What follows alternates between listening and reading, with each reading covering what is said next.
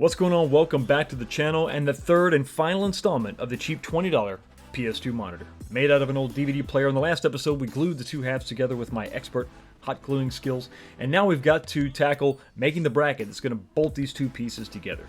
And what we're going to use to make this bracket is aluminum angle iron you can find at any big box hardware store.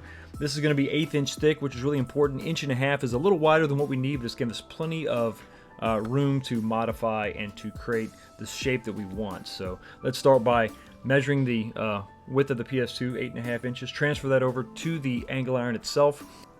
Use a square to make nice straight lines. Then I'm going to use a grinder to make these big cuts. You can use a jigsaw or reciprocating saw. That can be a bit of a fight. I find that the grinder works a little bit better when making precise cuts. So we're going to do some test fitting here to get, now we've got the length, now we're going to set this in place with the monitor in place, and we're going to figure out that depth. You see we have a lot of extra material here, so I'm going to make a mark, and then I'm going to take a template that I made of the back of the PS2 so that we can make some notches in our angle bracket. And there's a few things we want to avoid. We definitely want to avoid this exhaust vent, and then obviously where we're going to plug in our power and AV cables. So I took this, made it out of tape, transferred it to some cardboard, and then I'm going to use it to mark out the spaces that we're going to remove in the angle iron. Once again, using your square to make nice straight cuts. You can see this area here is what is going to be removed. Using the grinder for big cuts, we're also going to use that to make some notches, and then some of the finer cuts we're not going to be able to get in with that grinding disc, so we're going to have to use the jigsaw in these situations. So I use the cutoff wheel to make a notch there that's going to be wide enough for my blade, and then use that blade to continue with some of these straight deep cuts. Okay, as you're working, you want to constantly check to make sure that everything's going to fit. So it's not just the PS2 itself, but the cables themselves. So make sure you keep those plugged in and then work those areas, marking what needs to be removed.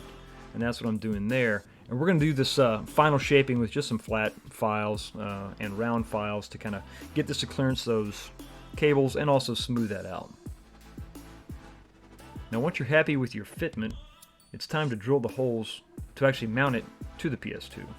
So take very good measurements there, and then use the smallest drill bit necessary. You don't want to get those holes too big. Now that the bracket is secured to the PS2, we're going to mock up the monitor again in place to see how much material we have to remove. And this is the shape that I ended up with. You see I took off some extra material because I didn't want that sticking out. Just wasn't going to look right. Also want to take and drill out two of these holes that are a part of the old DVD player itself to accommodate the bolts that I'm going to use to bolt this to the bracket. Okay, so with that done, we can bolt the two pieces together, and we can take this time to check the final fitment, make sure that it opens and closes, make sure that all the cables fit properly.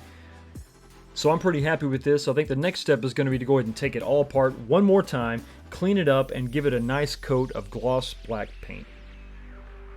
Now it's time to move on to my favorite part. Everyone else's favorite is the wiring. We're going to take these cables, we're going to shorten them up. So what you see me doing now is I'm separating the three stock Sony cables, the video and then the right and left audio.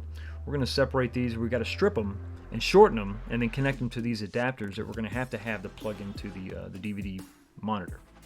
So once I get my length about where I want it, I'm going to go ahead and make the cut. And there we go. We can't turn back now. So unfortunately, this isn't just one wire inside. You've actually got a wire and then another wire inside, and these two wires are separated from each other. So what you want to do is, I think I'm using 14 here to strip the outer wire out, or the outer shielding off, and then you can separate the conductor, sort of get this off to the side, and that reveals what you have inside is actually another conductor that's insulated from the other. So what we want to do is go with, I think it's 24 is what I'm going to use here to peel this shielding back to reveal the second conductor. So as we put this together, we want to make sure that these are, not touching each other whatsoever. So we're going to go ahead and go to the other side, the adapter side, same thing. We're going to strip this in the same way, separate those two conductors. So it's very important to remember to put the heat shrink tubing on before you make these connections. So you see just to the right, I've got a smaller piece of heat shrink that once I make this solder joint, I'm going to cover this inner yellow wire, this is the video cable, with its own piece of heat shrink tubing. So once you're satisfied with that connection, go ahead and slide the tubing in place, heat it up, shrink it up, and then we're going to do the same thing with this second conductor. Once you get a good solid joint there, slide that tubing over and go ahead and heat that up, shrink it as well. This is going to give you a nice protected joint here. Obviously, make sure to put the tubing on before you start making these solder joints. You're going to be kicking yourself. Next up, I'm going to repeat this process for my left and right audio cables. We're going to grab that freshly painted bracket, put it together, and see what we get.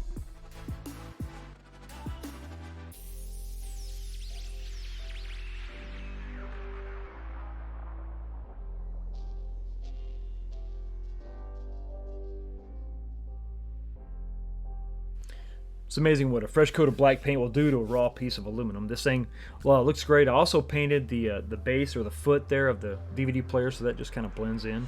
The cable on the back side is wrapped with Tessa tape to kind of give it more of a finished look. And the way these two pieces fit together is better than the version I did 2 years ago. The clearance is nice around the exhaust vent and where the AV and power cables plug in. So now let's test out that audio and see how loud these stock speakers on this DVD player can actually get.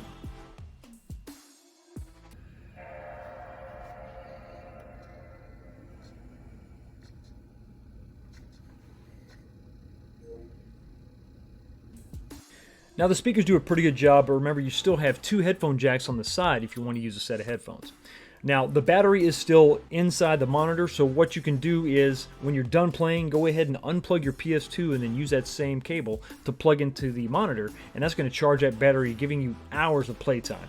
Remember, this battery was designed to power not only the monitor, but the DVD mechanism itself. And yes, I know it's a little rough around the edges, but if you can get your hands on one of these old DVD players, grab some adapters, a little bit of tools, a little bit of know-how, you can make the PlayStation 2 just a little bit better. Thanks for stopping by, and I will see you next time.